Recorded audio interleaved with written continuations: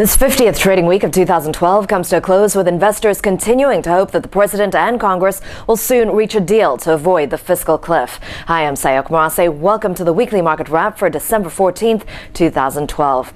The Dow Jones Industrial Average, the S&P 500 and the Nasdaq were little changed for the week. Crude oil futures are higher this week, trading around $86.75 a barrel on Friday afternoon. Gold futures are lower this week, trading at $1,696.68 an ounce in afternoon trading.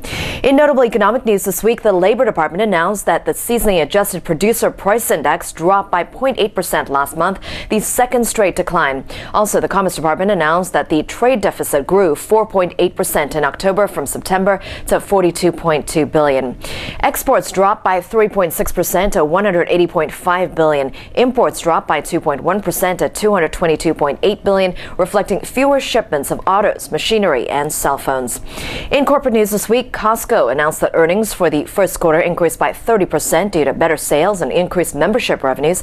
The company earned $416 million or 95 cents a share versus $320 million or 73 cents a share in the same period last year, including 7 cents per share of one-time charges. Earnings beat expectations of 93 cents per share. Revenue increased by 10% to $23.72 billion from $21.63 billion, beating expectations of $23.54 billion.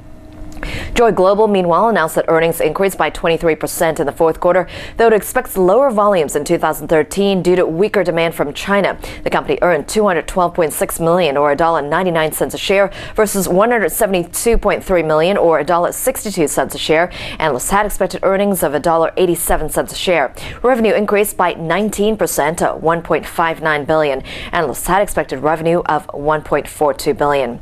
Adobe announced that it earned $222.3 million or 44 cents a share for the most recent fiscal quarter versus $173.7 million or 35 cents a share in the same period last year. Revenue was flat at $1.15 billion. For the entire fiscal year, the company earned $832.8 million or $1.68 a share, which was also flat versus last year. Revenue increased to $4.4 billion from $4.22 billion. Verifone announced that it earned $27 million or 24 cents a share versus $199 million or $1.84 a share during the same period last year. Revenue was $485.4 million versus $410.7 million last year. Excluding one-time items, the company would have earned 76 cents a share on revenue of $489 million. Analysts had expected 76 cents a share on $496.7 million in revenue.